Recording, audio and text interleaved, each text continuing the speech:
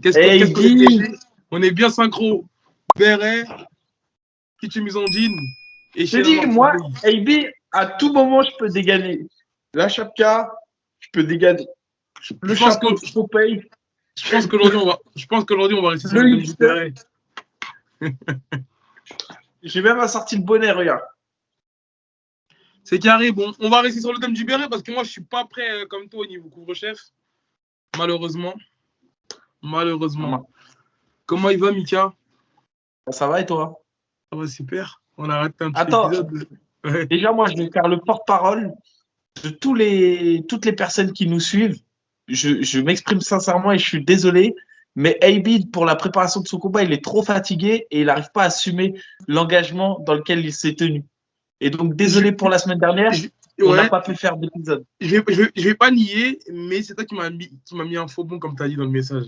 Je vais pas nier. Après, c'est vrai ce que tu dis, c'est vrai, mais semaine dernière, j'étais là. Mais bon, le principal, c'est qu'on soit là aujourd'hui. C'est le Et dimanche grosse 5 décembre, actualité. 19h36. Ouais, grosse actualité. Je te laisse faire le menu du jour. Non, non, tu fais comme d'hab, je te laisse. Ok.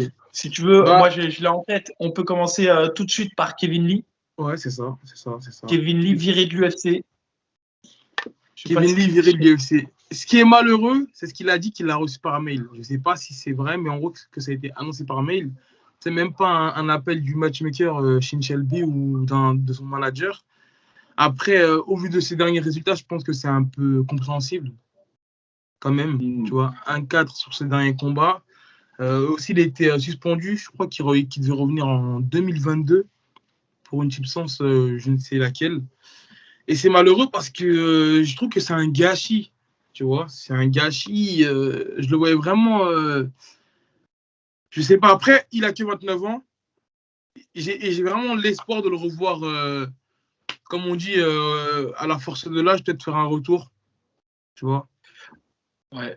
En fait, Kevin Lee, alors il y a plusieurs choses. Sur le mail de l'UFC, sache que moi aussi j'ai reçu un mail pour me faire virer. Ah ouais. Après, il faut pas se mentir, son manager était au courant, il a dû l'appeler au coup de téléphone.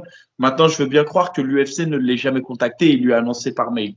Et ça, je veux bien le croire. Par contre, c'est sûr et certain que son manager l'avait tenu au courant, etc. Il y a un deuxième truc aussi qu'il faut savoir. Tahar Abdi, il était parti s'entraîner une fois au Tristar, je crois, il y a un an et demi de Ouais, ça. c'était ouais, pendant le Covid, je crois. Là. Ouais, avant le Covid. Un an et demi, je crois, il y a un an et demi de ça. Et là-bas, il avait vu Kevin Lee et il avait vu Joe Duffy, qui est tombé Ouais, aux oubliettes, ouais, qui était combattant UFC. ouais. Et en fait, il m'expliquait tard que les deux avaient des graves blessures. Je crois que Kevin Lee, c'était à la côte, ou alors non, c'est Joe Duffy qui avait une grosse blessure à la côte, et Ouais. Kevin Lee qui avait une sale blessure à la cheville. Et en fait, l'UFC leur disait combattez, combattez, et si vous combattez pas, salut. Ah ouais. Et l'UFC pourtant n'a pas pris en charge, n'a rien pris en charge quoi pour eux dans leur au niveau de l'hôpital ou autre, ils n'ont pas été force de proposition, ils leur ont rien proposé. Et ils ont éteint la carrière de Joe Duffy, ils ont éteint la carrière de Kevin Lee, et je peux même te citer un autre mec, c'est Stevie Ray, un combattant qui est à l'UFC que j'ai Non, affronté, tu t'as affronté, ouais. qui avait des gros problèmes au genou. L'opération, elle coûtait à peu près $100 000, il n'avait pas les moyens pour le 100 faire. 000 dollars. Wow. Ouais, c'était un truc un peu bref. Et l'UFC n'ont pas voulu financer, et ils lui ont dit ciao. Ciao, ciao. Ah, c'est dur, hein. Et franchement, j'aimerais que tu nous racontes ton expérience quand tu as reçu ce mail-là. T'en avais parlé quand même avec tes managers ou pas? Tu n'étais pas du tout au courant? Ou tu t'y attendais un peu ou Non, non? on s'y attendait. En fait, ce qui s'est passé, moi, je t'explique. J'ai combattu à l'UFC en short notice et j'ai perdu la Ouais, décision contre Moraes. Donc, c'est toujours dur de rentrer sur une défaite. Ensuite, je signe une victoire contre Timu Pacalen. Mais voilà, c'est une victoire à la décision. J'ai ouais, pas marqué les esprits. En plus, c'était un changement de catégorie. Troisième combat, j'affronte Stevie Ray, solide. ouais. Je perds à la décision. Et en fait, derrière, je devais pendant une semaine, l'UFC m'avait payé un voyage à Las Vegas dans le cadre de la campagne USADA. Et moi, j'étais déçu de ma défaite et il y avait quelqu'un de ma famille qui était malade. Donc, j'ai fait le choix de rester sur Paris et de pas aller là-bas. Lopez, il m'a appelé, il m'a dit c'est une mauvaise idée. Si tu vas pas, ça sent mauvais pour toi. Et moi, j'ai dit, bah non, tu vois, je me suis dit, ouais, ils vont être en mesure de comprendre, tu vois. En plus, j'étais déçu de mon combat et tout. Et non, ils n'ont pas été en mesure de comprendre. J'ai reçu un mail, je sais pas moi, 10 jours après. Et en fait, ouais, il te restait un quatrième combat normalement sur ton Il me contrat. restait un quatrième combat exactement. Et voilà. Et donc, du fait que j'ai pas marqué les esprits sur mes performances, plus que je me permette Ouais, de le pas but, aller, en plus, ils avaient acheté mes billets et tout, tu vois. Et à ouais. une semaine, je leur dis non, j'y vais pas. Ils ont coupé mon contrat. Bah, merci Mais, pour cette mais belle anecdote. si c'était à refaire, je le referais, hein. J'avais Bien vraiment sûr. quelqu'un de ma famille qui était malade, vraiment gravement malade, et je savais pas du tout ce qui allait se passer. Après, on ne présage pas de l'avenir et je voulais pas avoir de regrets. Maintenant, forcément, quand j'y repense et que je sais que ça s'est bien passé pour cette personne, je me dis, ouais, j'aurais dû y aller. Mais si ça avait été le contraire, Et tu vois, tu t'en aurais voulu. bah ouais. En Comme tout quoi, cas, des fois, pour Kevin Lee, c'est vrai qu'il était sorti des classements, des 70 et des 77. On sait qu'il a beaucoup déçu par rapport à ce qu'on attendait de lui, parce qu'il a toujours été considéré comme un gros prospect. Mais comme tu le dis, il est jeune. Kevin Lee, c'est quelqu'un de jeune. Il a 29 ans. Moi, je croyais même qu'il était un peu plus vieux que ça. 29 ans, il a le temps de se refaire. Là, quand tu regardes ses dernières défaites, il a quand même perdu contre Daniel Rodriguez, Charles Oliveira, Rafael ouais. Dos Anjos, El La Quinta. Il a gagné contre Barboza. Il a gagné contre Gillespie. Ouais. Bon, il a perdu contre Ferguson, mais aussi il a gagné contre Chiesa, Trinaldo. Bon, franchement, il n'a pas affronté des chèvres. Tu vois, Ouais. c'est un mec, je suis d'accord avec toi, il a peut-être pas sa place là dans le top 15 des 70 actuellement. On le voit, hein, Ouais. surtout avec l'arrivée des mecs comme Fiziev et tout, c'est Ouais, ouais. compliqué. Mais je pense que l'UFC, ils auraient pu dire, OK, là, tu es dans une mauvaise passe et de le faire comme si un nouveau départ. Tu vois, de le rebalancer plus bas dans Ouais. la catégorie et de lui donner, pourquoi pas, des adversaires comme Kutaladze, des adversaires comme Gamrot. Et même Des... ça peut être compliqué. Après, en Bien général, sûr, mais après, quand l'UFC il te met sur le banc de touche, c'est qu'ils sentent que c'est la fin. Après, moi, le seul truc en fait qui me rassure, c'est qu'il est jeune. C'est qu'il est jeune et qu'il aura en fait le temps de se refaire, quoi. Tu sais, là, il pourra atterrir dans une organisation comme le PFL ou peut-être le Bellator. Tu sais, il se refaire une santé là-bas. mais moi, j'y crois pas en PFL, hein. Le PFL, Ah pour ouais? moi, le niveau haut du PFL, il est meilleur que le niveau bas du top 15 de l'UFC, hein. Bah, après, en fait, il y a énormément de. Bah, par exemple, dans Medj, là, le premier adversaire que Faris l'avait affronté sur la Fight Island, bah, tu sais, lui, pourtant, il était sur 2 ou 3-0 à l'UFC, ou 2-1, je sais plus, et il a été au PFL. Oui, parce C'est que pour dire qu'il y a beaucoup de vétérans UFC au PFL. Donc là, après, mais c'est c'est vrai que le niveau, sûr. il est relevé là-bas. Mais le niveau, ouais, il est ultra relevé. En tout cas, je trouve que c'est difficile pour lui. Ils auraient peut-être essayé, tu vois, de lui donner un mec qui était vraiment pas classé. Tu vois, limite un mec comme Nasrat. Tu vois, des mecs qui sont aussi dans un tourbillon, tu vois, pour voir. Là, se débarrasser de lui, je trouve que c'est dur. Et c'est une mauvaise image pour l'UFC parce que je trouve que ça, en fait, là, on voit vraiment que c'est une entreprise qui marche sur le business. Ouais, T'es mais pas ils sont vendeur. fous, malheureusement. Ouais, c'est ça. T'es pas vendeur. Tu perds. Ciao. C'est Et ça. je trouve vraiment que c'est dur, quoi. Mais bon, après, c'est indéniable le fait qu'il soit en perte de vitesse et qu'il n'ait pas été à la hauteur de ce qu'on attendait de lui. C'est ça, c'est ça. C'est ça. En tout cas, bonne chance à Kevin Lee pour la suite. On va Ouais. passer à l'annonce qui a été faite. Manon Fiorot, le retour de Manon Fiorot face à Jessica Hayes. Je sais pas Hayes, si ouais. ça se prononce. Ouais, bah, une ancienne qui avait affronté Valentina en 2019, il me semble. Donc une ancienne challengeuse au titre. Je C'est pense que c'est ça. bon signe ce match-up pour Manon Fiorot et mauvais signe pour Jessica Hayes parce qu'elle est sur 3 défaites consécutives. Et lorsque l'UFC te met face à, on va dire, à une jeune montante comme Manon Fiorot, c'est que c'est ton dernier combat, on va dire, ta dernière chance. Manon Fiorot, même sur l'aspect psychologique, elle est en pleine confiance, elle est sur un sans faute à l'UFC, elle est encouragée par pas mal de grands acteurs du MMA français et du MMA mondial. Donc je pense que c'est bon signe pour elle. Et quand tu regardes même le ranking, elle n'est pas très très loin du title shot. Bah, je crois, elle est top 9 actuellement, Jessica Hayes. Manon, elle est 14e. Donc, c'est une manière pour elle de rentrer dans le top 10. C'est une manière pour elle d'affronter quelqu'un qui a été, euh, qui a été challenger au titre. C'est pas rien. D'affronter quelqu'un Ouais, qui a été prétendant au titre, c'est pas rien. Et c'est aussi la manière de prendre une candidate qui a un nom, parce que Jessica Hay, elle est connue quand même à l'UFC. Je crois qu'elle fait partie des premières combattantes des catégories féminines. Et je trouve que c'est un match-up parfait pour Manon, parce que Jessica Hay, elle est en perte de vitesse. Ouais. On l'a vu là sur ses derniers combats, elle perd contre des filles qui sont même pas en pleine bourre. Donc pour Manon, c'est bien.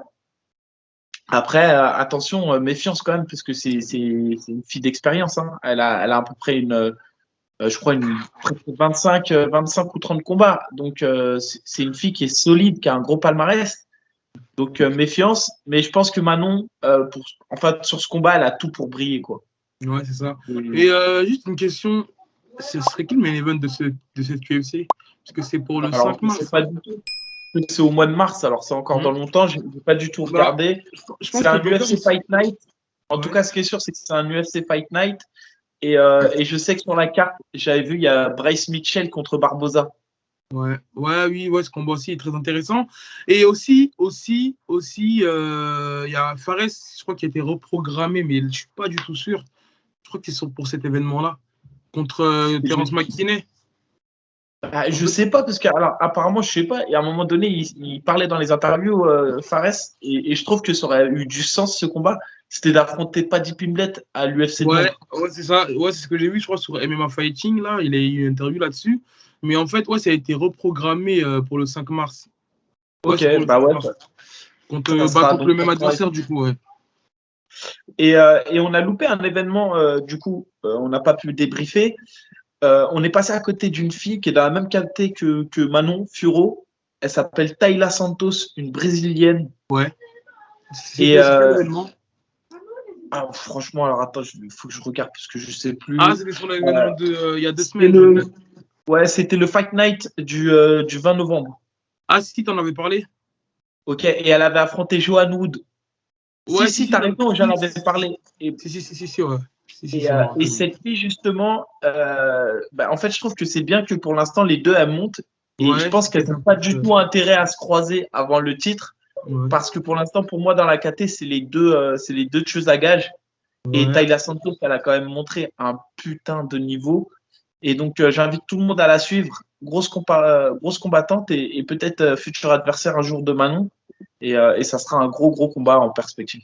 Après, je sais pas si, parce que tu sais, dernièrement, il y a eu pareil 2 gros prospects qui se sont affrontés. C'est Maïsi Barber contre comment elle s'appelle? J'ai plus son nom. De la même manière que ce week-end, on a eu Fiziev contre Brad Riddle. Hein. C'est pareil. Faisons la transition pour parler de ce combat. Déjà, moi, une chose, c'est que dernièrement, il m'avait déçu un petit peu lors de sa prestation contre comment il s'appelle le dernier combat de Fiziev. Bobby Green. Exactement, contre Bobby Green. Parce que soit j'avais surcoté Fiziev, ou soit j'avais surestimé Bobby Green, mais en fait j'ai l'impression que Fiziev il voulait trop faire le show, et du coup en fait je trouve que au niveau du striking il est largement au-dessus de Bobby Green, mais en fait le fait qu'il a trop voulu être dans le show, j'avais l'impression qu'il n'était pas assez concentré, même à la fin lorsqu'il se fait interviewer, il appelle Hasboula, tu vois, c'est un troll. Et alors que là, voilà, il est rentré dans son combat comme il le fallait, et il nous a montré, on va dire, sa supériorité, tu vois. Et très beau KO, franchement très beau KO. Et là, j'ai apprécié sa performance. Déjà, là, moi, ce que je trouvais solide chez Fiziev, déjà, je pense que Fiziev, c'est un mec qui boxera un peu comme un Fares à un moindre niveau. C'est-à-dire que Fiziev, quand il a en face de lui un striker, il va se métamorphoser. Alors que quand il craint un peu la lutte, il sera tout de suite moins à l'aise. Ouais. Là, on l'a vu sur le combat qu'il a fait hier soir. Chaque coup qu'il a donné, il venait chercher pour faire mal. Et il y a un peu comme Nassour. Nassour, quand il combat, Nassour Imavov, quand il combat, si tu regardes bien, chaque coup qu'il donne, c'est pour faire mal. Ouais, il n'envoie pas de coup pour. Et là, Fiziev, c'était encore. Hier, il était vraiment là pour découper Riddle. Et en fait, on a vu Riddle pendant tout le combat, même si c'était assez serré, hein, c'était franchement serré. Wow. J'ai trouvé que Fiziev a toujours été plus déterminé à cadrer et à mettre des coups. Il fallait, il nous a montré, on va dire, sa supériorité, tu vois. Et Ouais, très beau KO, franchement très beau KO. Et là, j'ai apprécié sa ouais. performance. Bah, déjà, là, moi, ce que je trouvais solide chez Fiziev, déjà, je pense que Fiziev, c'est un mec qui boxera un peu comme un Fares à un moindre niveau. C'est-à-dire que Fiziev, quand il a en face de lui un striker, il va se métamorphoser.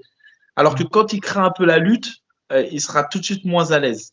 Ouais. Là, on l'a vu sur le combat qu'il a fait hier soir. Chaque coup qu'il a donné, il venait chercher pour faire mal. Et Ah, il faisait mal, ouais. il y a un peu comme Nassour. Nassour, quand il combat, Nassour Imavov, quand il combat, si tu regardes bien, chaque coup qu'il donne, c'est pour faire mal. Ouais, Il envoie il veut pas de coup détruire. pour. Et là, Pour Fiziev, jauger et c'était autres, encore. ouais. Hier, il était vraiment là pour découper Riddle. Et en fait, on a vu Riddle pendant tout le combat, même si c'était assez serré, hein, c'était franchement serré. J'ai Ouais, trouvé que Fiziev a toujours été plus déterminé à cadrer et c'est à ça. mettre des coups, éteindre le combat. Et moi, en fait,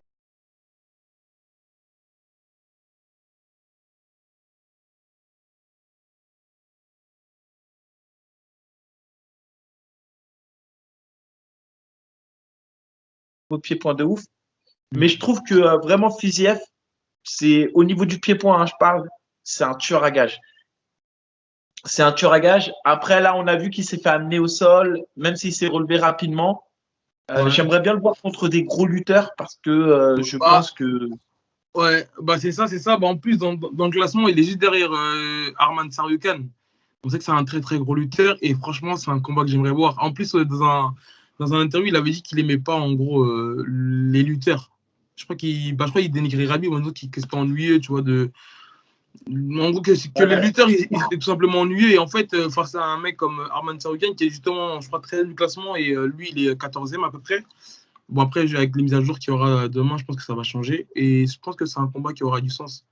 Je pense que c'est un combat si, qui aura du sens en tout d'aller cas voir. pour lui, en termes de management hein, de combat, je lui conseille plus de prendre un Gillespie, qui est un bon lutteur aussi, mais parce que Tsarukyan, il a quand même une belle boxe. On l'a vu hein, face à Ouais, Makachev. Makachev, il a souffert hein, quand même. Et je ouais, pense c'est que un. Ouais. Tsarukyan, il est un peu sous-coté. Et que, alors que Gillespie, je pense que Fiziev, il peut vraiment lui faire mal en pied-point, alors que Tsarukyan, il est quand même assez hermétique en pied-point. Donc, bon, après, Ouais, il après, verra. surtout que s'il n'a pas une grosse fanbase, il n'est pas vraiment connu, hein, Sarukan. Ce qui est malheureux. Ouais, ben, mais de la même manière que Fiziev. Fiziev, c'est pas un gars qui est hyper suivi, à part pour la planète MMA qui suit un peu ce qui se passe. Il est pas hyper vendeur. Hein. Et Ouais. c'est un jeune combattant, hein, 28 ans hein, seulement. Plein d'avenir. C'est vrai, c'est vrai. Bon, bah, on va passer au main event, hein, il me semble. À part si tu avais quelque chose à rajouter sur Non, ce non, non. combat. Après, on peut revenir quand même sur le KO, quand même, qui était franchement remarquable, hein, un spinning back kick en Bah pleine tête. ouais. Mais c'est juste dommage qu'il ne s'est pas arrêté là-dessus, tu vois, pour avoir vraiment le Ah, finish. bah Parce ouais, que je là, on vois peut. que c'est ça. Ouais, là c'est un TKO Ouais, maintenant je vois. que. Tu vois, c'est juste un petit peu dommage, C'est pas, mais franchement, ouais, c'était pas sur un coup net. c'est Je vois ça. ce que tu. Comme Barbosa, quoi. Tu te souviens le KO de Barbosa? Exactement. Ouais, en 2013, ouais. Bon, après, c'est quand même parce qu'en face de lui, il y avait quand même Brad Riddell. Hein. C'est du haut niveau. Les gens, ils se rendent peut-être pas Bien compte. sûr. Mais bon, franchement, c'est KO exceptionnel. C'est ça. On va passer au main event Aldo vs Front. Franchement, Aldo, il me fait super plaisir. Il me fait super plaisir parce que tu sais, bah, depuis sa défaite contre Conor, il a connu une période très très sombre. Et en fait, même moi, à un moment donné, quand il a enchaîné quelques défaites, je m'étais dit, c'est bon, le mec, il a régné 10 ans. Tiens, en plus, on a cette culture là de l'instant T. Une défaite, deux défaites, Ouais, on ouais, dit, ouais, ouais, peut-être qu'il devrait prendre la retraite. Mais là, il est en train de montrer qu'il est encore là. C'est en plus, Rob Font, il venait d'affronter l'ancien champion Garbrandt. Donc là, il fallait juste qu'il coche un deuxième ancien champion, même si c'est pas la même catégorie. Et en fait, t'as José Aldo qui vient vraiment casser les ambitions et même sa performance, toi, m'a plu. Que du respect pour lui, franchement. Qu'est-ce que t'en as pensé, toi? bah, domination totale. Il y a juste le premier round qui était un peu disputé, mais franchement, je le donne à Aldo quand même. Bah ouais, Mais bah en fait, la seule raison qu'on donne Aldo, c'est parce qu'il y a un knockout à 10 secondes de la fin et apparemment, dans le règlement, t'as beau te faire dominer, pendant tout le round. À partir du moment où il y en a un qui se mange un knockout, un knockdown, il perd le round. Je sais pas si Par tu le es au courant round. de cette règle-là. Bah, si, c'est pour ça que je dis que il y a le premier voilà, Ouais, qui est un peu litigieux, mais normalement, pour moi, il y a les 5 rounds pour Aldo. Après, en face, en plus de lui, il y avait quand même un candidat sérieux. bien sûr. Rob, c'est quand même un gars qui a battu Almeida, Garbrandt, Moraes, et qui a battu aussi Sergio Pettis. Sergio Pettis, on l'a vu, hein, qui a fait un KO de Ouais, l'année KO. aussi au Bellator ce week-end. Ouais. Bref, en fait, moi, ce qui m'inquiétait pour Aldo, c'était de combattre en 5x5. Je me suis dit, en 3x5, il va le faire. En 5x5, ça va être plus compliqué parce qu'on voit Ouais. Aldo, là, du fait qu'il soit descendu de catégorie, on sent qu'il a du mal à mettre KO. On sent que c'est Ouais. une catégorie dans laquelle il a du mal à toucher durement. Mais là, il nous a montré que condition physique, bah, il était là. C'est ça. Il a montré un rythme de folie comme il sait faire. Et je suis assez d'accord avec toi que moi-même, je l'ai peut-être enterré trop vite en me disant, ouais, c'est bon, tu vois, il a fait son temps, c'est fini. Et c'est vrai, tu vois, il est peut-être pas au niveau qu'il a été à 66. Mais en vrai, là, il vient de montrer qu'il a 3 défaites sur l'année 2020, 3 victoires sur l'année 2020-2021. Munoz, Vera et Font.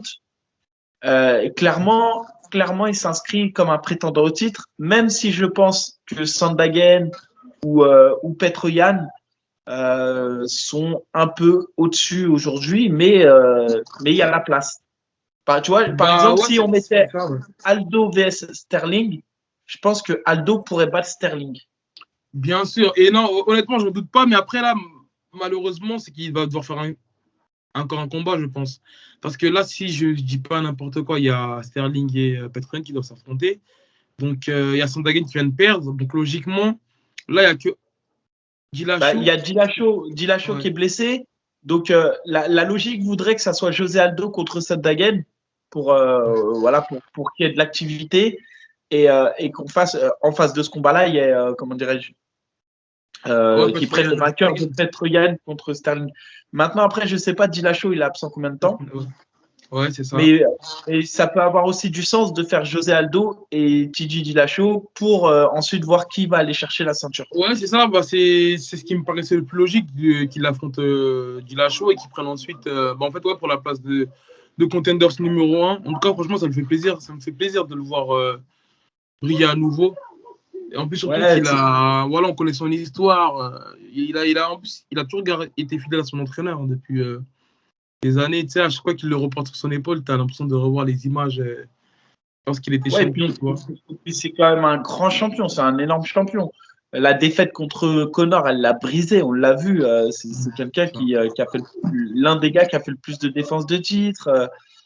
C'est incroyable le parcours de José Aldo. Et c'est vrai que là, on le sent que c'est un peu une renaissance. En tout cas, C'est là, ça, c'est ça. 3 victoires, incontestablement top 5 en course pour le titre.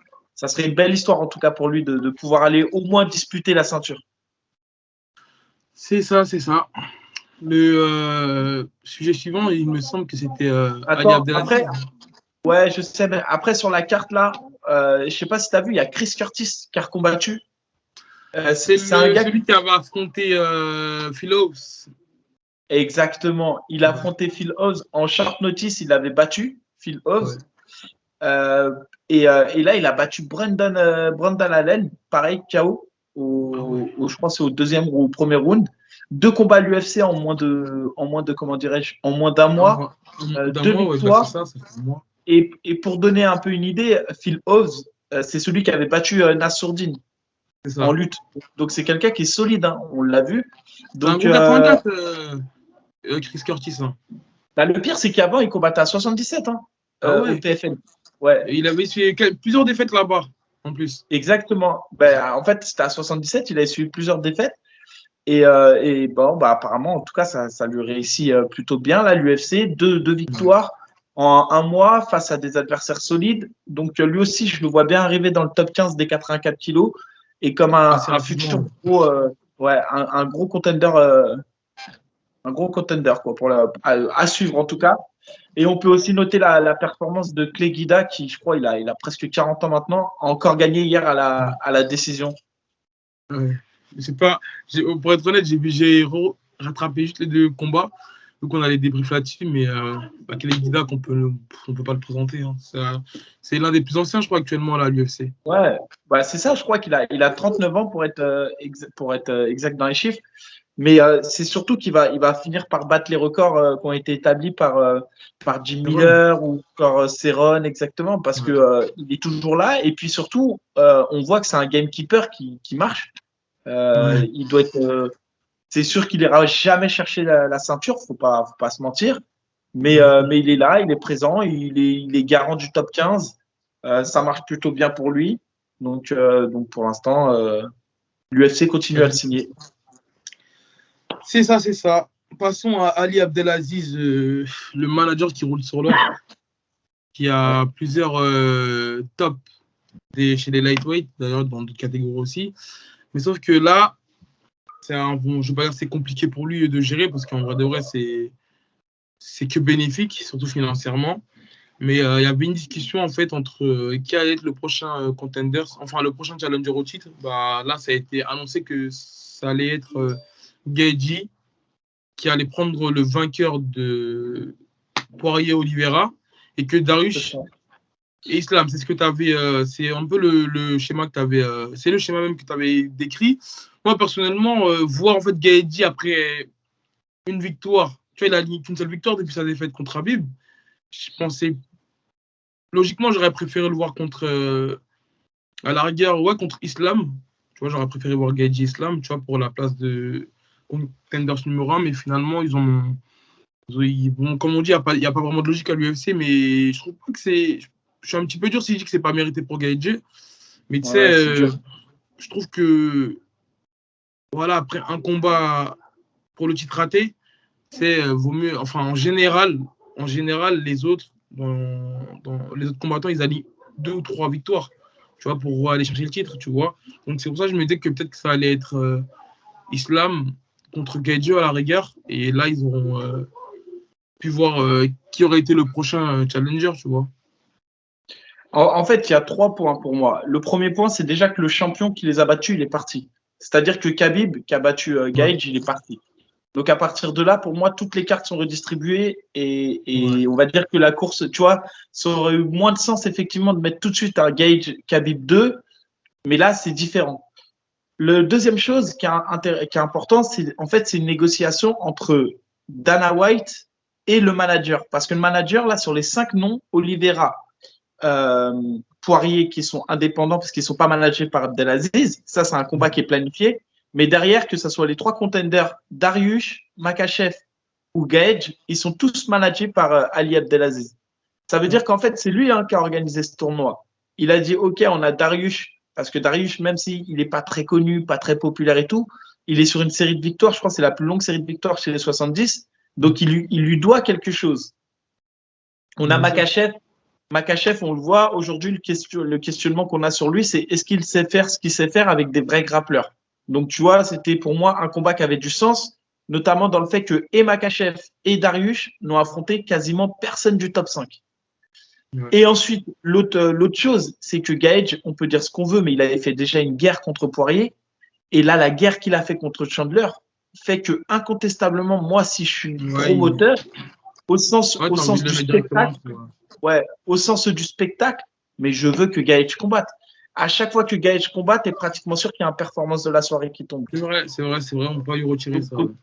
Pour moi, c'est quelque chose qui a du sens. Et au contraire, je trouve que la logique sportive, pour une fois, elle est suivie et que le côté business, il a été mis après. Après, Dariush et Makhachev, pour moi, ils sont pas du tout vendeurs. Et donc, encore une fois, pour moi, c'est tout à fait logique. Que je prenne le côté sportif ou marketing, pour moi, c'est logique. Il a été acté le combat. En tout cas, vaut mieux que ce soit un combat qui se fasse comme main event, un truc comme ça, tu vois. Ce qui serait top, c'est que le jour où il y a Dariush contre Makhachev, ça soit le même jour où on ait Gaethje contre le vainqueur de Poirier et Oliveira. Je trouve que, tu vois, comme ça, ils ont le même temps de récupération, ils ont tout pareil. C'est vrai que ça pourrait être pas mal, ouais. Effectivement. Ça pourrait être pas mal. Tu voulais faire un petit bref sur Ali Abdelaziz? Bon, après, non, moi, je le connais pas. Franchement, Je sais juste qu'il a beaucoup de combattants, mais je serais incapable de dire tout le listing qu'il a. Ce que Ouais, je ok. voulais juste dire, Ah, ok, c'est juste en pour la fait, chronologie. Ouais. c'est ça. Ce que je voulais dire surtout sur lui, c'est qu'il avait du poids à l'UFC. On le voit en fait dans ses négociations. C'est que quand il y a beaucoup de combattants, en fait, là, on voit que les managers, ils ont du poids. Parce que là, l'UFC, enfin Dana White, est obligé de composer avec lui de manière différente que si Abdelaziz, il avait qu'un seul combattant. Bien sûr, ouais, bah, comme le Azaitar qui a été viré de l'UFC et qui a été repris derrière. Et alors que Dana Ouais. White l'avait dit mot pour mot, ouais, allez, je le vire de l'UFC, et que derrière, bah, je pense coach Ali Abdelaziz et ça Ouais, a été réglé. et puis les frères Azaitar, ils ont quand même le soutien du roi. Hein. C'est quand même pas rien. Faut pas. On Ouais, parle bien du sûr, roi du et monde. puis même, ils veulent développer l'UFC en Afrique, donc ils sont indispensables. Ouais, ouais, non, Ils c'est sont clair. indispensables. Bon, passons à la carte de l'ARES qui aurait lieu ce samedi à Levallois-Perret. Ouais. Je te laisse parler de cette carte qui est plutôt pas mal. Franchement, Bah, avec ouais, vraiment ouais. du niveau français. Ouais, il y a beaucoup de combattants français. C'est ce que je dirais. C'est l'invasion des combattants qui finissent en off. Abdouragimov, Salamov, Azizov. Euh, bon, voilà. Après, il y a toi, il y Ouais. a Karim Rabeh qui combat et bien sûr Taylor Lapillus. D'ailleurs, Grosse carte. ils ont changé d'adversaire à Karim Rabeh. C'est plus. Ouais, j'ai vu. En fait, justement, j'allais y venir. Ils lui ont mis en plus un anglais qui est pas mal, hein, Félix Kinghammer. C'est un mec qui a 6-0, 5 finishes. Franchement solide, mais beaucoup plus accessible pour lui comment dire, que Emile Wick. Emile Mick. Mais par contre, ce que j'ai pas compris, c'est que dans la communication du RS qui est sortie hier, ils ont continué à vendre le combat de Emile Mick face à Karim Rabeh. Franchement, j'ai pas Bah, en fait, compris. c'est un embedded qui était déjà, je pense, enregistré et mis dans la boîte, il me Ah, semble. Je parle de l'embedded qui est sorti là. ouais, je sais pas, il y a un truc. Enfin, j'ai pas compris parce que ça porte à confusion. Du coup, je me suis dit, mais attends, le Ouais. combat il s'est réannulé, Et je sais pas etc. si tu es au courant que aussi Alex Lahore, il est off. Ouais, c'est Abdul. Ah non, je savais Ouais, pas. tu sais, bah ouais, ça a été annoncé. En fait, si tu veux, il avait Ouais, sur à ses réseaux. vous, on aurait mieux fait de me donner l'argent que j'ai demandé. Je me serais préparé et j'aurais pas été out, tu vois. Ça aurait pu se faire, mais peut-être sur les autres RS. Mais en fait, Alex Lahore, il avait mis sur ses réseaux, il avait mis en fait un post qu'il a ensuite supprimé. Tu sais, il avait mis, ouais, j'espère que. En fait, moi, j'ai pas eu le temps de voir le post, mais j'ai vu quelqu'un qui a fait une capture d'écran et qui l'a mis sur Twitter. Tu vois, qu'il a mis sur Twitter. Tu vois, si tu bois un Red Bull à 20h06. Je sais pas ce que tu as prévu ce soir, mais ça s'annonce sombre. Je disais. Je disais, ouais, en fait, il avait mis une publication sur Twitter en disant que, ouais, non, sur Instagram, mais quelqu'un a capturé parce qu'en fait, après, derrière, il a supprimé la publication. Il avait écrit, ouais, j'espère qu'ils me laisseront combattre. Je ne sais pas ce qui lui est arrivé. J'ai pas eu plus d'infos, mais en tout cas, c'est un Brésilien qui sera face à Abdul. Bon, déjà, tant mieux parce que ça aurait été la deuxième fois que son combat, qu'il voit son combat annulé parce que dernièrement, il devait affronter Nur Sultan au Brave. Finalement, ça ne s'est pas fait à la dernière minute. Donc là, Ouais, 2 fois de suite au Brave même. 2 fois de suite, je crois. je crois pas parce Ah, qu'en fait, il avait affronté Luis Griezmann qui est aussi sur la carte face à Emile Mick. Après, derrière, en fait, il devait combattre face à Nur Sultan et le jour même du combat, ils l'ont annulé. Et là, il ouais, fera justement son retour à l'arrêt ce samedi. Et ils lui ont trouvé un adversaire de dernière minute, un Brésilien. J'ai pas plus d'infos sur l'adversaire. Honnêtement, j'ai pas regardé. En tout cas, ouais. ouais, Bah, j'ai vu qu'il y avait comme ils ont fait venir pas mal de Brésiliens, notamment José Marcos. Là, je regarde Marcos pour Daguerre Mavov. ouais, c'est ça. Je regardais un peu son palmarès parce qu'il avait 11-3, il n'était pas classé. J'arrivais pas à comprendre. Et après, en fait, ce que j'ai vu, c'est le mec, il a gagné 5 combats le même jour. Tu vois. Donc c'est en fait Un combat le même jour. ouais, tu sais, c'est des Mais tournois un il a peu. pas un combat UFC d'ailleurs, son adversaire à Daguerre. Non, bah écoute, j'ai pas vu ça. Hein. Franchement, j'ai vu le palmarès Non, c'est totalement pas le même construit. jour. Bah ouais, après, Il a... bah, je parlais avec Daguerre, justement, ils avaient du mal à lui trouver un adversaire. Et tu vois, je pense qu'il fallait absolument qu'il combatte, surtout que peut-être que les yeux sont rivés sur lui, tu sais, depuis que Nassourdine, il a dit à Dana White de regarder. Donc, je pense qu'il fallait vraiment qu'il soit sur la carte. Donc, Ouais. Bon, clairement, de toute manière, Daguerre, faut qu'il soit sur la carte. On le sait avec l'appel de pied que Nassour a fait. Fallait qu'il soit sur la carte. Maintenant, l'adversaire qu'ils lui ont trouvé, sincèrement, Daguerre, après, il faut toujours respecter son adversaire. Hein. Mais Daguerre doit normalement s'imposer largement. Largement. Par contre, un combat qui va être difficile, c'est celui de Rizlen Zouak. Elle affronte Gisèle Moreira, une Brésilienne. Et c'est une Brésilienne qui est solide. Gros palmarès, dur au mal. Elle sait faire beaucoup de choses. Donc, ça va être un combat difficile pour Rizlen. C'est pas un combat facile, en tout cas. C'est un combat vraiment avec une fille d'expérience qui a beaucoup de combats, qui a affronté des filles dures. Donc, gros combat pour Rizlen, en tout cas. Ouais, c'est ça. Et ouais, une petite. Ouais, c'est bien ça que j'avais vu. Après, elle a 40 ans. Ça, par contre, ça m'a étonné. La fille que Rizlen va affronter à 40 ans. Ça, c'est un truc de fou. Mais ouais, elle avait fait les Dana White Contender Series, il me semble. Et en fait, juste pour revenir sur la défaite de Daguerre, ouais, c'est bien ça. En fait, il avait fait le Ultimate Fighter au Brésil. Donc, je me disais en fait que dans son palmarès, j'avais bien vu UFC, mais il a perdu. Mais ça, en fait, c'est pas compté dans les défaites. Ça, avant, non, ouais, voilà. Donc, en fait, c'est ça. Mais ils l'ont quand même inscrit. Tu vois, ils l'ont quand même inscrit. Ouais, il avait fait le TEF Brésil en 2015. Et il avait perdu par TKO. Donc, voilà. Ensuite, moi, je vois un autre prénom. C'est Benjamin Seik. Alors, c'est un pêcheur, Benjamin Seik. Il a 3-0 et il va affronter Aboubakar Batili. C'est un gamin de ouf. Non, regarde, soyons honnêtes. Il a un seul qu'il faut respecter. Moi, je prends à témoin toutes les personnes présentes sur le podcast. Tu m'as dit, j'affronte un mec d'expérience qui a plus de 10 combats. Non, je t'explique. En là, fait, je regarde sur Tapology et le mec, il a 3-0. On m'avait proposé un combattant qui avait 10-1. Finalement, ça s'est pas fait. Et je sais plus, j'ai plus son nom, c'est un Polonais.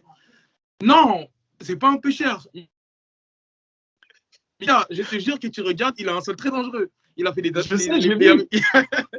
J'ai vu. Non, c'est pas un pêcheur. Non, c'est pas. Et d'ailleurs, il a affronté quand même un mec expérimenté, Ivan Vicic, là, qui a 11-19. Mais voilà, il a 11-19, le mec. Donc, bon. Après, je dis pas que. Attention, il n'y a pas de combat facile. Maintenant, d'ailleurs, le gars qui l'a battu, là, tu l'as battu aussi, le chasseur. Alors lui, il l'a battu en 52 secondes avec une omoplata et toi, tu l'as battu, je crois, en 30 secondes avec une kimura. Ça doit être un truc comme ça. J'ai fait mieux que lui au moins. Ouais, non mais bon. Donc voilà, ça c'est un combat, un pêcheur que tu prends. Donc la semaine prochaine. Non, c'est pas un pêcheur. Il faudra se méfier parce que franchement, c'est le type de. Bon, en plus, c'est un combattant quand même relou parce que il a pas une très bonne boxe. Physiquement, il est 1m91, 120 kg et tu vois, il a un très très bon sol. C'est le genre de mec très très souple au sol et tout. Donc, on va rester méfiant. Et c'est un pêcheur habile. C'est un pêcheur habile. Si tu veux. Bon, on a fini avec Ares, passons au Cage Warriors. Attends, non, il y a juste un combattant. Je parlais avec Nassourdine, justement, donc forcément, on parle de son frère. Mais il y a aussi Ahmed Salamov, qui a un gros potentiel, qui a 3-1, qui a commencé sa carrière par une défaite, mais de ce que j'ai compris, c'est parce qu'il était plutôt miné par la pression du premier combat. C'est ça. Là, il a signé. Lui, pareil, franchement, l'adversaire qu'ils lui ont trouvé, normalement, ça devrait passer. Il a 3-0. Sur le papier, il a la même expérience, mais quand tu regardes en détail, tu vois que Ahmed, normalement, va s'imposer facilement. Et ensuite, quand même, gros big up à Taylor Lapillus, qui est main event et qui affronte un ancien du UFC. Et qui est pas si facile que ça, d'ailleurs, qui est classé, qui est mieux classé que Taylor. Donc, grosse force à Taylor et plein de bonnes choses qui lui aussi devraient lui ouvrir, j'espère, les portes. Ouais, pour UFC, c'est ça. Ouais, pour un petit aparté sur Ahmed, franchement, c'est quelqu'un avec qui je tourne tous les jours. Très, très bon combattant, Ahmed. Honnêtement, il a un très, très gros sol. Et même sur la boxe, c'est un gaucher, très, très bonne lutte. Franchement, c'est un combattant très complet. Donc, en tout cas, on espère revenir avec la victoire, tous ensemble. Et le même jour, il y aura le même jour, le vendredi et le samedi, il y aura le Cage Warriors. Et on aura pas mal de Français. Je te laisse faire la liste des Français. Ouais, bah on peut.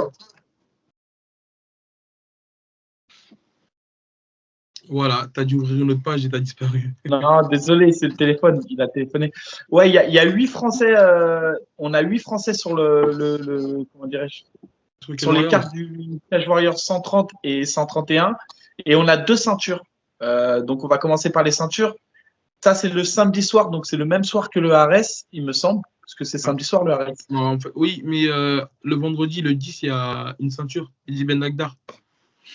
Tu devrais mettre ton téléphone sur ne pas déranger pour éviter ce genre de choses en plein enregistrement. Je suis désolé, en plus ils veulent pas comprendre.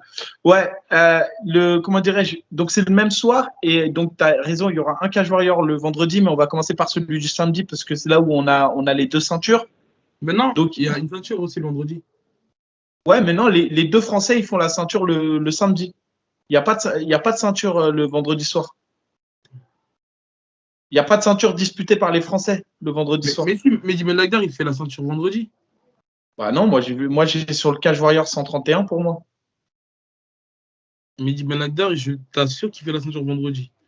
Il a fait le 10, donc c'est pas samedi et dimanche, c'est vendredi et samedi.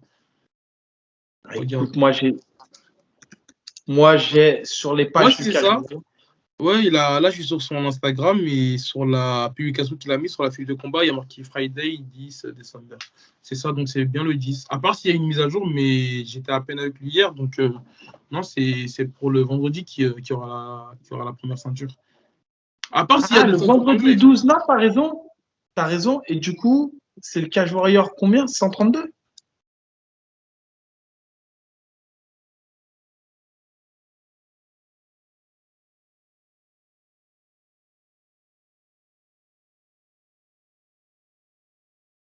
Vendredi soir, on va commencer donc dans l'ordre. Le Cage Warrior 131, on a Mehdi Ben Lagdar qui fait la ceinture à 70 kg contre George Hardwick. Ouais. Et on a Jati Melan, 84 kg, qui avait combattu d'ailleurs au Ares 1. C'est ça. Et qui fait la ceinture à 84 kg contre Mathieu Bonner. C'est ça, c'est ça. Ouais, et après, le samedi, juste après, on a plusieurs Français. En tout, il y a parce que même ce soir-là, il y a d'autres Français. Déjà, je voulais qu'on revienne sur les ceintures. Mehdi Ben Lagdar, toi, tu le vois à l'entraînement. Ouais. Tu le sens bien? Franchement, hier, on a fait le dernier Fractionné Sac qui il m'a impressionné. Il m'a impressionné sur les performances. Franchement, il était sur un débit du premier round au dernier round. Et je le sens dans sa meilleure forme. Honnêtement, en toute objectivité, je le sens dans sa meilleure forme. Mais en plus, c'est un combattant qui a débuté le MMA il n'y a pas si longtemps que ça, en vrai de vrai. Il a une carrière en boxe anglaise d'à peu près 10 ans. Et ouais, ça fait peut-être 5 ans qu'il est dans le MMA. Et franchement, il a une manière de combattre très intelligente. Même de s'entraîner d'ailleurs. Franchement, il a une manière de s'entraîner très intelligente, tu sais, pour éviter tout ce qui est bobo et tout. Donc, non, je le sens bien. Et en plus, il a 5-0, il me semble, et un no contest. Donc, il y avait eu d'ailleurs un article sur lui qui parlait des futurs prétendants, on va dire, qui seraient sur le point de signer. Et je pense que c'est quelqu'un qu'on pourrait avoir peut-être d'ici peu à l'UFC. Bah, c'est possible dans le sens où déjà, il a un palmarès vierge. On sait que ça, c'est toujours intéressant. C'est un ancien du Cage Warrior. Il a fait 4 combats là-bas, 3 victoires et il a fait un match nul entre guillemets contre Joe McColgan. Ouais. En fait, d'ailleurs, il y avait justement En fait, ça c'était un gros combat qui avait eu lieu. Et en fait, ce combat-là, il devait se faire parce que Joe McColgan, il a pris la ceinture dernièrement. Exactement. Et en fait, ce combat-là, il était en négociation. En plus, ça aurait été vendeur. Ouais, il y avait du sang. Tu vois. Donc, et finalement, on ne sait pas pourquoi il s'est défilé Joe McColgan. Donc là, tu vois, il y a bien écrit pour le titre vacant. Donc, c'est dommage. J'aurais bien voulu, moi, voir ce combat-là, tu vois, contre McColgan une deuxième fois. En plus, pour la ceinture. Mais voilà, finalement, ça ne se fera pas. Ensuite, on a un autre Français donc, qui fait la ceinture, c'est Jati. Contre Mathieu Bonner. Mathieu Bonner, c'est un 84 qui a connu une période plus difficile en MMA. Là, il est bien revenu. Il a 10-6. Il est pratiquement sur 6 victoires sur ses 7 derniers combats. C'est un ancien du Cage Warrior. Hein. Il a pratiquement 8 ou 9 combats au Cage Warrior. C'est ça. Ça va être un gros défi pour Jati, parce que le Mathieu, là, je l'ai vu moi une fois contre Matinman. et il a gagné à décision et c'est un bon combattant qui sait tout faire, qui est très physique. Donc ça va être un vrai test pour Jati. Ouais, Jati, c'est un très bon prospect français. Moi, le seul point d'interrogation que je me demande, c'est le fait qu'il est très peu actif. En fait, il avait fait son dernier combat à l'ARES en 2019. Et même avant ça, il est recombattu pour Cage Warriors, il me semble, mais il y a eu au moins. Entre chaque combat, on va dire, en moyenne, il y a au moins 2 ans d'absence. Tu sais, en fait, donc c'est juste cette question-là que je me pose. Et en plus, on le voyait beaucoup sur le circuit français en grappling. Et en fait, même ça, on le voyait plus du tout là-dessus. Bon, après, c'est normal. Quand tu te consacres à MMA, c'est un peu compliqué d'être aussi actif en grappling. Mais ouais, le seul point que je me pose, c'est le fait qu'il soit aussi peu actif. Tu sais, comme je disais, en moyenne, il y a à peu près 2 ans entre chaque combat. Donc après, moi, j'ai pas pu interviewer les gens. Comme j'ai dit, j'étais en pleine préparation, donc un peu compliqué. Mais il a toutes ses chances. Il a un très très bon grappling et son grappling, il a su l'adapter à MMA. Moi, je l'ai vu s'entraîner là à la Hatch Academy. Je suis parti m'entraîner, il était là-bas. Ouais. Et effectivement, au niveau du conditionnement physique, en tout cas, il est prêt. Il a une grosse lutte, il a un bon sol. Je pense que sa stratégie, elle va s'axer là-dessus d'ailleurs, de ramener et de garder le combat au sol. Ça va être un gros combat en tout cas. Ensuite, sur la même carte, on a d'autres Français. On a Yacine Belhadj qui fait son retour. Sa troisième apparition au Cage Warrior. Donc lui, il a une victoire, une défaite. Et là, il affronte en plus un vétéran UFC, Danilo Belluardo. Donc je le connais bien en plus ce mec parce que je devais l'affronter au Ares, lors du Ares 2 qui a été annulé il y a un an. En Belgique. Voilà. Je devais l'affronter en fait au mois de décembre l'année dernière. Et le combat, c'est pas fait. Et donc c'est un vétéran UFC qui a 2 combats ou 3 combats, je crois, à l'UFC. Et qui a perdu tous ses combats à l'UFC, mais qui est très solide. Donc, ça va être un vrai test pour Yacine. Après, Yacine, on le connaît, il est capable du meilleur comme des fois du moins bon. Mais en tout cas, il a largement les capacités pour battre Danilo. Ensuite, on a le retour du prodige aussi, de l'ancien, entre guillemets, du Cage Warrior, c'est Jean Indoy. Qui revient là au Cage Warrior après sa défaite face à Tom Mearns. Donc Tom Mearns, c'est d'ailleurs un gars qui a combattu contre Yacine Belhadj et que Yacine Belhadj a affronté. Franchement, sur ses 7 derniers combats, je crois, il a 7 défaites, le gars. Donc normalement, si tout se passe bien, pour Jean, ça devrait. Il m'a l'air quand même coriace. L'adversaire, c'est celui qui avait affronté Yacine Belhadj. C'est ça, ouais. Physiquement, il m'a l'air coriace. Il a fait quand même des belles guerres au Bellator, il me semble. Sur papier, c'est vrai je crois qu'il a 6-7, il me semble, non? Ouais, ou je crois qu'il a 7-7. Mais c'est pas un gars que je pourrais appeler, comme tu dis, un pêcheur. Tu sais, il a quand même. Non. On l'a vu face à Yacine, il était, comment dirais-je, en fait, c'est un mec qui va au bout. Tu sais, c'est les mecs qui sont chiants. Techniquement, ça sera jamais ouf, mais il va t'emmener au bout de ce qu'il peut, tu vois, il va laisser sa vie. Ensuite, on a 2 autres Français sur la même carte. On a Samir Kadi qui affronte Michael Chamou. Je connais pas, pour être honnête. Par contre, je crois que j'avais parlé de lui dans un podcast précédent. Ils s'entraînent en fait au KO Boxing à Saint-Etienne. Il est managé par le Management Factory. C'est un 84 kilos. D'ailleurs, qui pourra faire sa place chez les top français dans cette catégorie-là. Surtout que c'est une catégorie qui n'est pas non plus chargée. Ouais, et il me semble qu'il a 3-1 là. Et franchement, c'est un bon combattant. J'ai tourné à plusieurs reprises avec lui. Très bon combattant à suivre. Et un combattant à suivre et que je vous invite à suivre, qui est peu connu, mais que moi, personnellement, je trouve super, super fort dans les 77 et que je mets dans la même... aussi bon, par exemple, qu'un Wissam que je mets à 77 ou qu'un Thomas Glo. Il s'appelle Mikhail Bayram. Il s'entraîne dans le centre de la France. Ouais, c'est un moins de 70. Il a 5-1. Moins de 77, j'ai cru comprendre moins de 77. Ah non, c'est un moins de 70 et il est très solide. Il a 5-1. Là, il va faire son premier combat au Cage Warrior. Et moi, perso, je trouve qu'il est vraiment fort. Donc, ça va être un vrai test pour lui. Et il vient d'où? Il est de la région parisienne? Non, il est du centre de la France, lui. Il est pas de la... Il s'entraîne à un gymnase qui s'appelle Yo Fox. Mais c'est pas hyper connu. C'est le seul combattant assez connu de sa team. En tout cas, c'est un prospect et il faut avoir les yeux braqués sur lui. Donc là, sur cette première carte du vendredi soir, on a donc 5 Français, 2 ceintures. Et le samedi soir, du coup, pour le Cage Warrior 132, le même soir que le Ares, On a deux autres ou trois autres Français qui vont combattre. On a Samir Faidin qui fait son retour du MMA Factory, qui a eu la ceinture du Cage Warrior d'ailleurs, à 61 kilos. On a Max Valo, champion du monde de sambo ou champion d'Europe de sambo Ouais, c'est un samboïste, qui combat. Et enfin, on a l'ancien Conmon D, notre quarantenaire qui remet le couvert.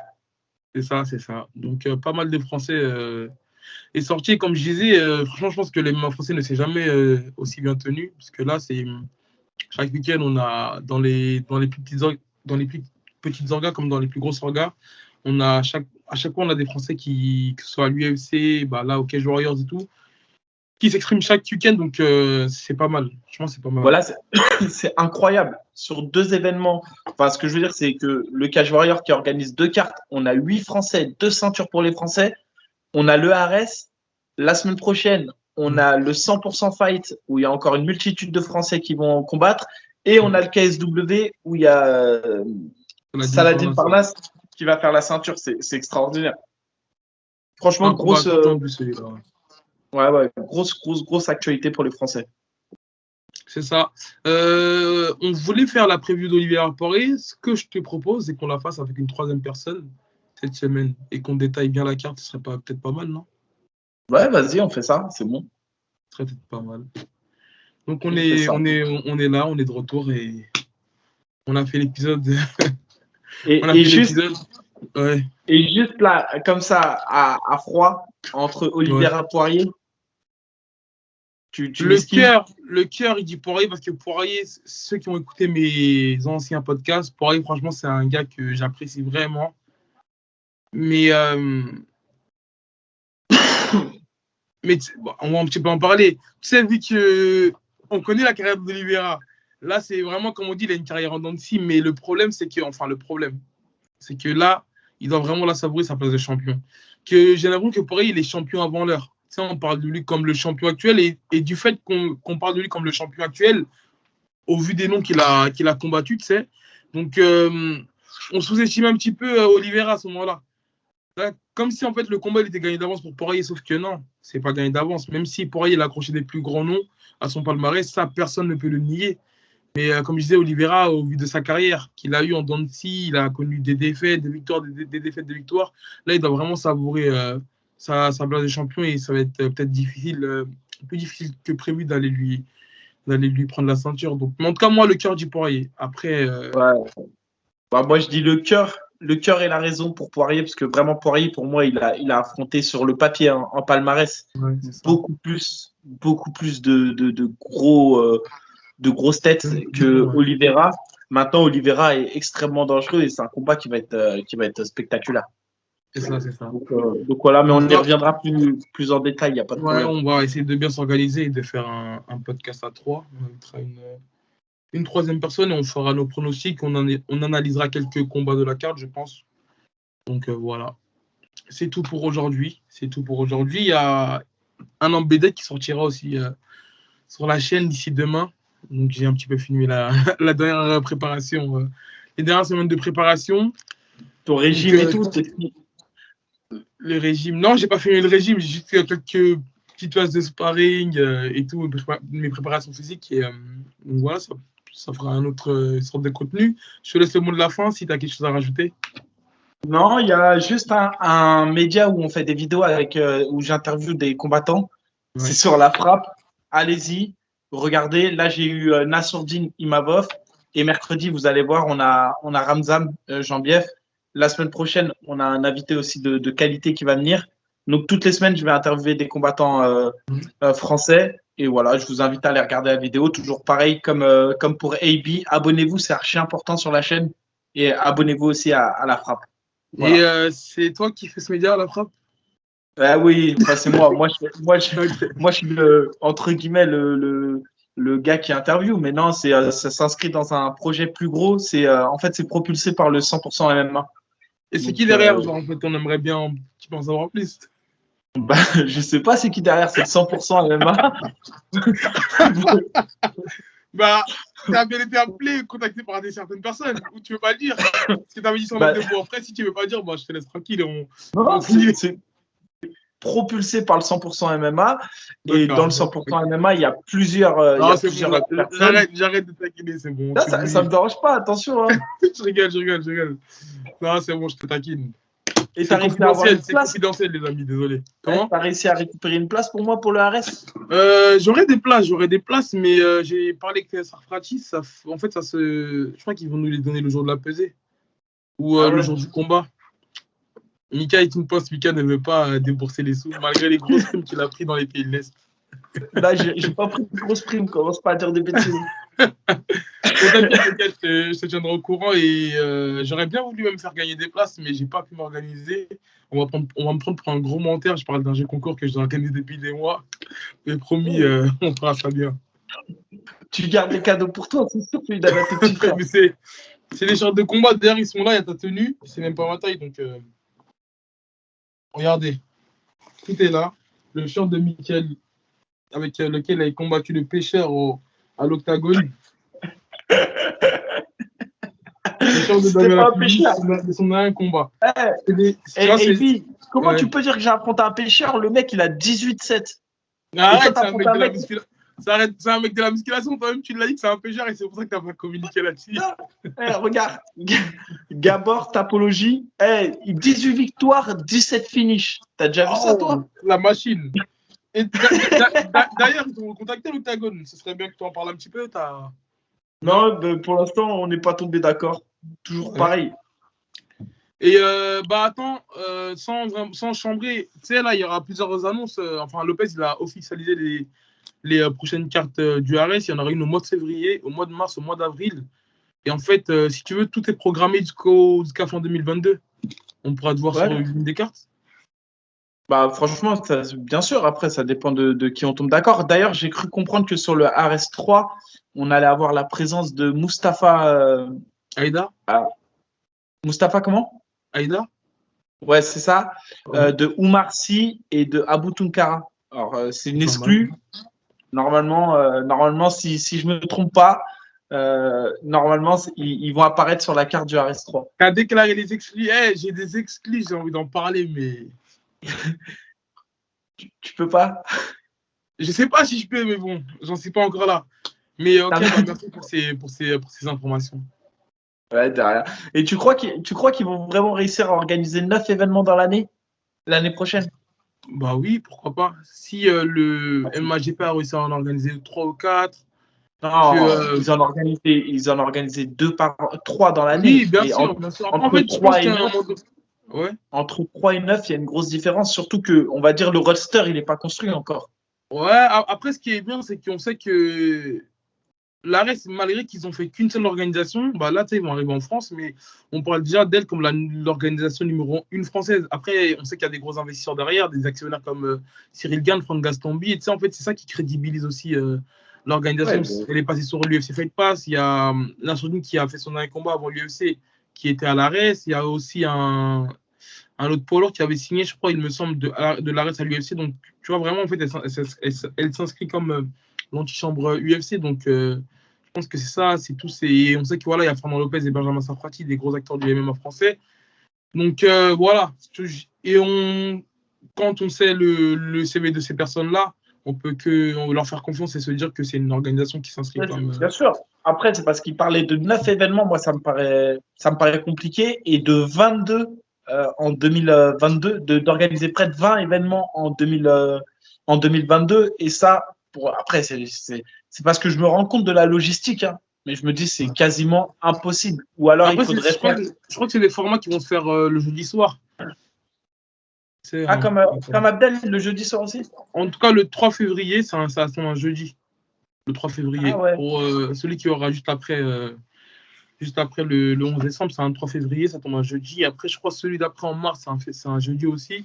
Donc, je pense que c'est peut-être des petites cartes de 10 combats, 8 combats qu'ils vont organiser. Tu vois, et le fait qu'il n'y aura pas peut-être toujours des gros noms sur chaque carte, ils pourront peut-être enchaîner plusieurs cartes. Donc, on verra comment ça va se passer. Puis les salles coûtent moins cher le jeudi soir. Et ce ne sera pas à Marcel Cerdan, là, les prochaines, là, juste après celle-là, ce sera au Dôme de Paris. Je ne sais pas c'est quoi comme salle, mais c'est là-bas en tout cas que ça va se passer. Ça marche. Ok. Donc, merci à tous et on se dit à lundi prochain, Inch'Allah. Avec les bonnes Allez, nouvelles, on l'espère. Vas-y, Mika. ciao.